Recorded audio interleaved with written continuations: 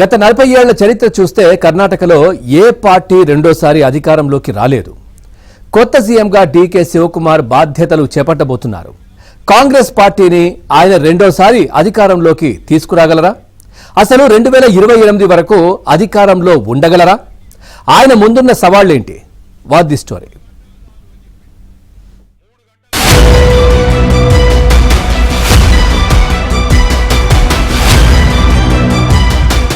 కర్ణాటక రాజకీయాలు ఒక చారిత్రాత్మక మలుపు తిరిగాయి. అధికారంలోకి వచ్చిన 3 సంవత్సరాల తర్వాత రాష్ట్రంలో ముఖ్యమంత్రిని మార్చాలని కాంగ్రెస్ హైకమాండ్ తీసుకున్న కీలక నిర్ణయం మేరకు సిద్ధరామయ్య అయిష్టంగానే తన పదవికి రాజీనామా చేశారు. తదుపరి ముఖ్యమంత్రిగా డీకే శివకుమార్ బాధ్యతలు చేపట్టనున్నారు. రాష్ట్రంలో 4 దశాబ్దాల చరిత్ర చూస్తే ఏ పార్టీ కూడా 2 సార్లు అధికారంలోకి రాలేదు. 2013 నుంచి 2018 వరకు 5 ఏళ్లు పూర్తి కాలం ముఖ్యమంత్రిగా పనిచేసినప్పటికీ సిద్ధరామయ్య తదుపరి ఎన్నికల్లో కాంగ్రెస్ కు మెజారిటీ తేలేకపోయారు. ఇప్పుడు డీకే శివకుమార్ చేతిలో కేవలం 2 ఏళ్ల సమయం మాత్రమే ఉంది. ఈ స్వల్ప వ్యవధిలోనే ఆయన ప్రభుత్వ వ్యతిరేకతను అధిగమించి 4 దశాబ్దాల రాజకీయ సెంటిమెంట్ ను తిరగరాసేందుకు ప్రయత్నిస్తున్నారు.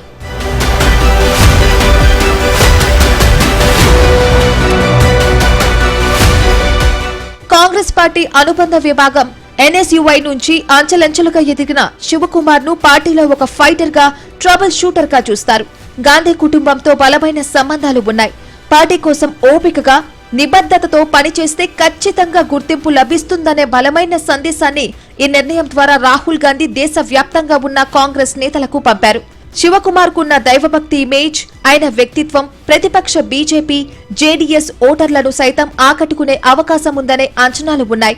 అయితే సిద్ధరామయ్య సొంత సామాజిక వర్గమైన కురుబ ఓటర్లలో కొంత అసంతృప్తి కలిగించే ఛాన్స్ ఉంది. సిద్ధరామయ్య కుమారుడు యతీంద్రకు పార్టీలో కీలక బాధ్యతలు అప్పగించడం ద్వారా ఈ నష్టాన్ని పూడ్చవచ్చని కాంగ్రెస్ భావిస్తోంది.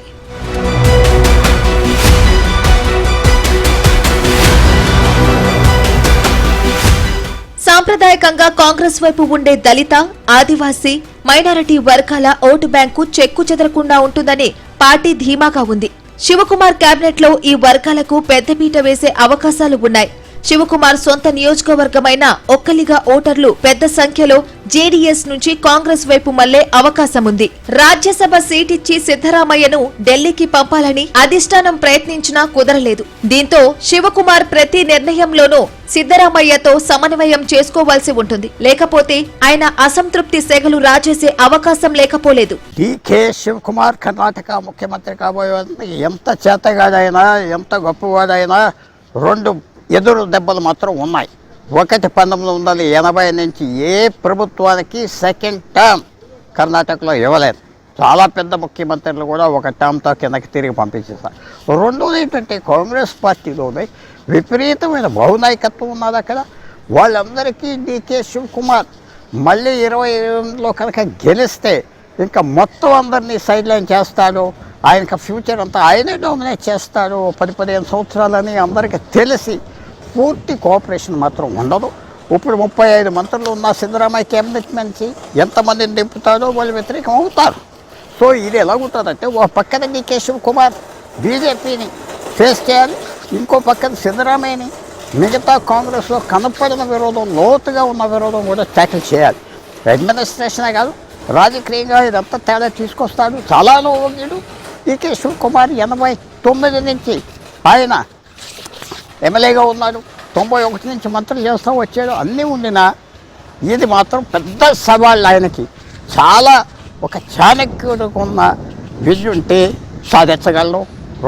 ఇప్పుడు రాబోయే ఎలక్షన్ ఫేస్ చేయగలరు. శివకుమార్ కు సీఎం పదవి దక్కడంతో ఎప్పటి నుంచో ఆ పదవిపై ఆశలు పెట్టుకున్న మరికొందరు సీనియర్ కాంగ్రెస్ నేతల కలలు ప్రస్తుతానికి అసంతృప్తిగానే మిగిలిపోయాయి. వారిని బుజ్జగించి కలుపుకుని పోవడం శివకుమార్ కు సవాలే.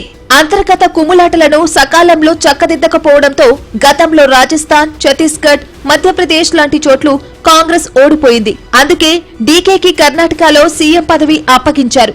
సంక్షేమ పథకాల అమలుతో సిద్ధరామయ్య మంచి పేరు పొందిన ఆయన ఏలుబడిలో అభివృద్ధి మందగించిందన్న అసంతృప్తి ప్రజల్లోనే కాదు, సొంత పార్టీ నేతల్లోనూ ఉంది. ఈ అభిప్రాయాన్ని దూరం చేయాలంటే రాష్ట్రాన్ని అభివృద్ధి పథంలో నడపాల్సి ఉంటుంది. ఇది కూడా సవాల్తో కూడుకున్నదే.